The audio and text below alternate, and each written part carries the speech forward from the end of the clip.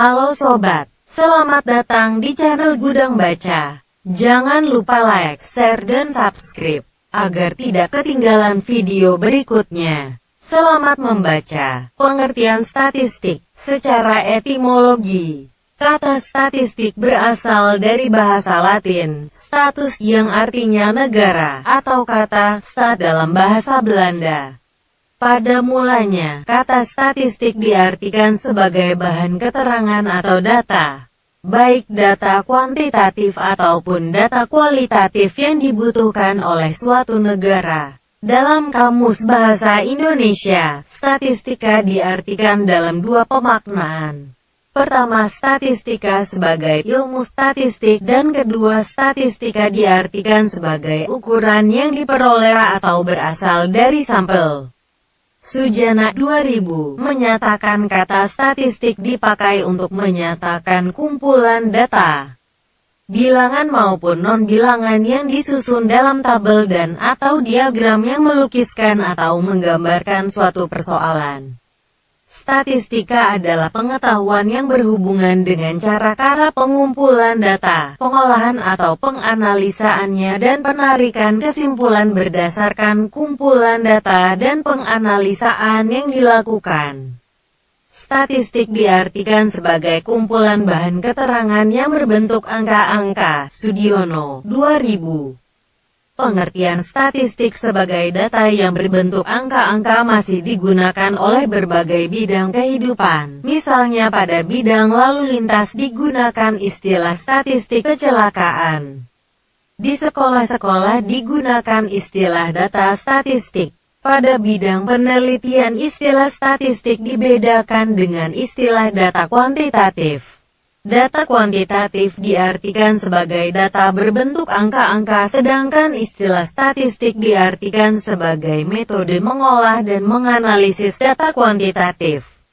Supardi, 2013, memaknai statistik merupakan seperangkat metode yang membahas tentang 1. Bagaimana cara mengumpulkan data yang dapat memberikan informasi yang optimal. 2. Bagaimana cara meringkas, mengolah dan menyajikan data. 3. Bagaimana cara melakukan analisis terhadap sekumpulan data sehingga dari analisis itu timbul strategi-strategi tertentu. 4. Bagaimana cara mengambil kesimpulan dan menyarankan keputusan yang sebaiknya diambil atas dasar strategi yang ada. Dan 5. Bagaimana menentukan besarnya resiko kekeliruan yang mungkin terjadi jika mengambil keputusan atas dasar strategi tersebut. Sebagai metode penelitian ilmiah, statistik memiliki 3 ciri khas yang utama, yaitu 1. Statistik bekerja dengan angka-angka. Statistik hanya dapat digunakan sebagai metode penelitian ilmiah apabila data yang dikumpulkan merupakan data yang berwujud angka-angka. Angka-angka dalam statistik mempunyai 2 arti, yaitu angka yang menunjukkan jumlah dan angka yang menunjukkan nilai atau harga. Dalam arti kedua ini, angka merupakan kualitas sesuatu. Misalnya, angka kecerdasan, angka prestasi belajar, berat badan, tinggi badan, dan lain-lain.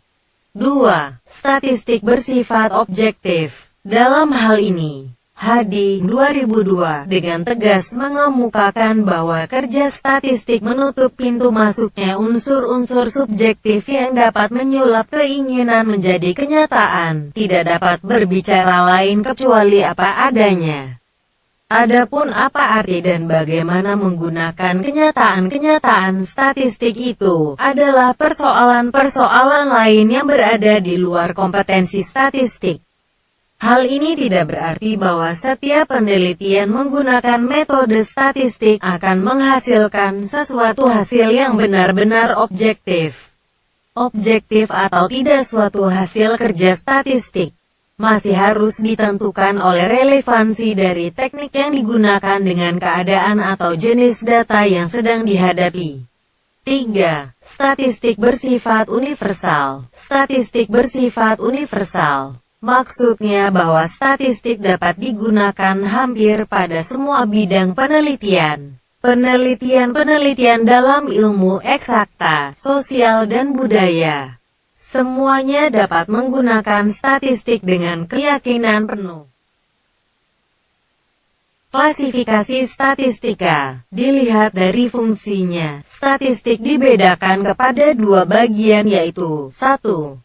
Statistik deskriptif, yaitu statistik yang mempelajari tata cara mengumpulkan, menyusun, menyajikan, dan menganalisa data penelitian yang berwujud angka-angka, agar dapat memberikan gambaran yang teratur, ringkas dan jelas mengenai suatu gejala, keadaan dan peristiwa sehingga dapat ditarik atau makna tertentu. Statistik deskriptif hanya berhubungan dengan hal-hal menguraikan atau memberikan keterangan-keterangan mengenai suatu data, keadaan atau fenomena. Dengan kata lain, statistik deskriptif hanya berfungsi menerangkan keadaan, gejala atau persoalan. 2. Statistik inferensial, yaitu statistik yang mempelajari atau mempersiapkan tata cara penarikan kesimpulan mengenai karakteristik populasi, berdasarkan data kuantitatif yang diperoleh dari sampel penelitian.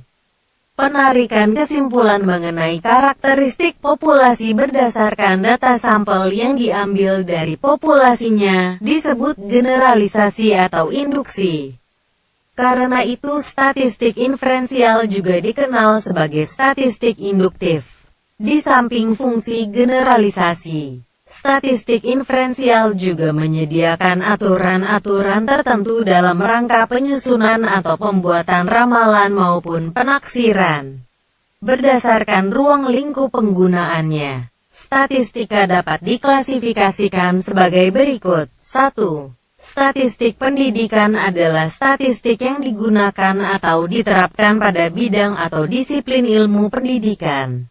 2. Statistik sosial adalah statistik yang digunakan atau diterapkan pada bidang atau disiplin ilmu sosial. 3. Statistik kesehatan adalah statistik yang digunakan atau diterapkan pada bidang atau disiplin ilmu kesehatan. 4. Statistik ekonomi adalah statistik yang digunakan atau diterapkan pada bidang atau disiplin ilmu ekonomi. 5. Statistik pertanian adalah statistik yang digunakan atau diterapkan pada bidang atau disiplin ilmu pertanian.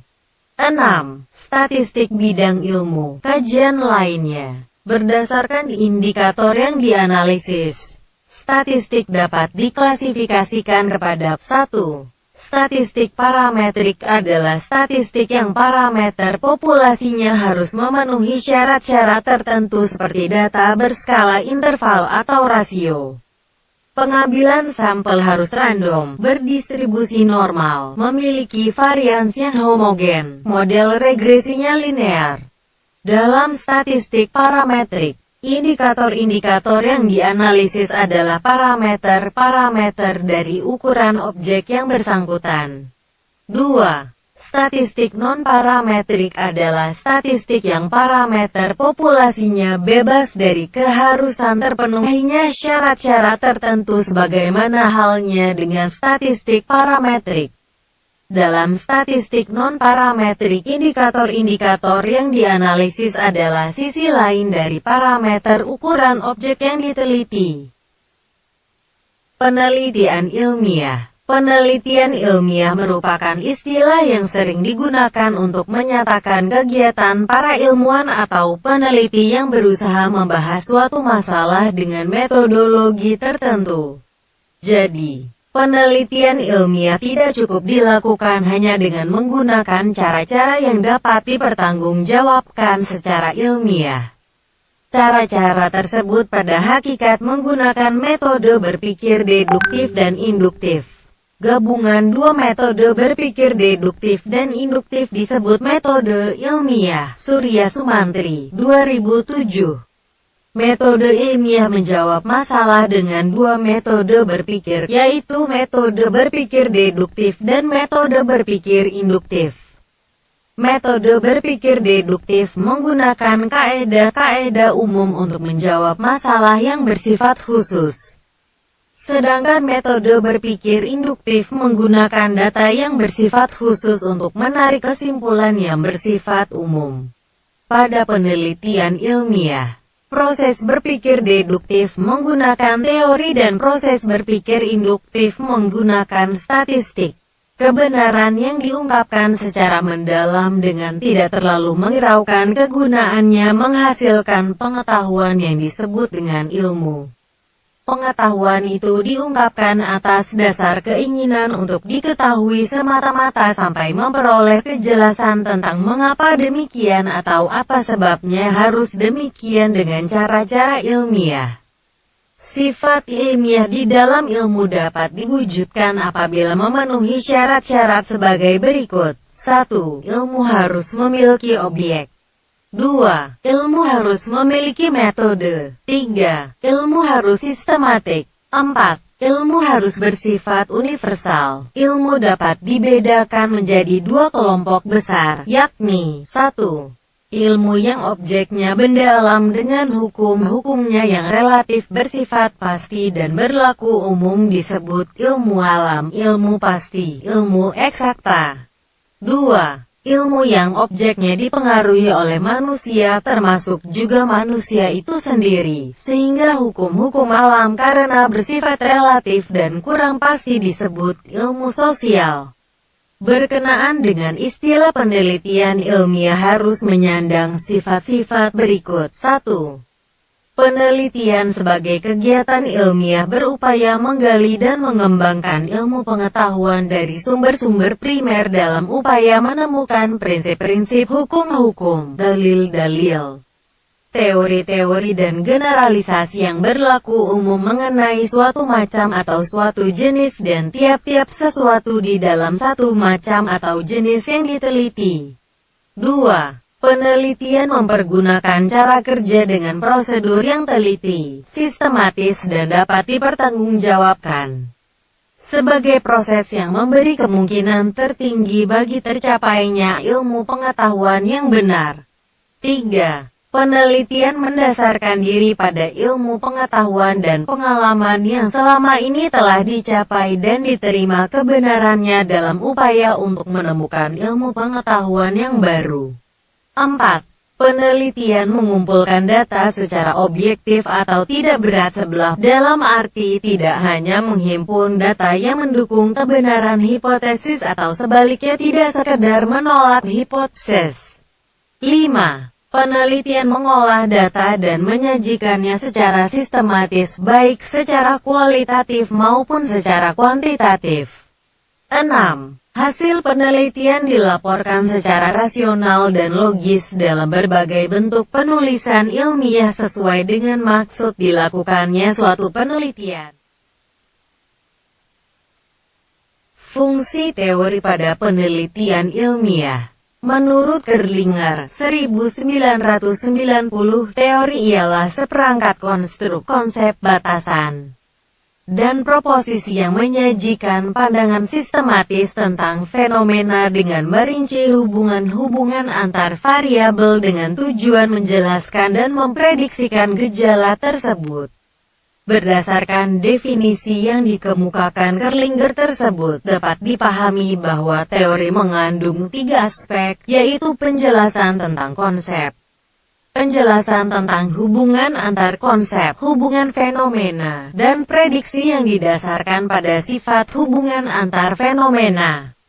Terkait dengan masalah yang dibahas pada tulisan ini merupakan fungsi teori sebagai penjelasan tentang konsep, dan teori sebagai penjelasan tentang hubungan antar konsep, yaitu berupa dalil yang bersifat umum. Prosedural penelitian. Tahap pertama, peneliti menjawab masalah dengan menggunakan teori, yaitu untuk membangun kerangka pikir dan merumuskan hipotesis. Jadi, hipotesis pada dasarnya merupakan jawaban sementara terhadap masalah. Kebenaran hipotesis bersifat koheren, yakni hipotesis dikatakan benar jika sesuai dengan teori. Dengan demikian, teori berfungsi membangun kerangka pikir dan merumuskan hipotesis. Hipotesis merupakan jawaban sementara karena masih harus diuji kebenarannya melalui proses verifikasi. Pada tahap kedua, peneliti mengumpulkan data yang sesuai dengan masalah. Pengumpulan data kuantitatif umumnya dilakukan dengan mengukur variabel-variabel penelitian. Pengukuran terhadap variabel memerlukan alat ukur atau instrumen pengumpulan data. Agar pengumpulan data dapat menghasilkan data yang akurat, maka perkembangan instrumen sebaiknya dilakukan dengan menempuh langkah-langkah sebagai berikut. 1. Mempelajari konsep variabel penelitian. 2. Merumuskan konstruk masing-masing variabel penelitian. 3. Merumuskan indikator masing-masing variabel penelitian. 4. Membuat kisi-kisi instrumen. 5. Menentukan instrumen yang sesuai. 6. Merakit instrumen. 7. Validasi instrumen. 8. Melakukan uji coba instrumen. 9. Uji validitas dan reliabilitas instrumen. Hasil penelitian, revisi dan penggandaan. Pada tahap ini, teori berfungsi membantu peneliti merumuskan konstruk dan indikator masing-masing variabel penelitian.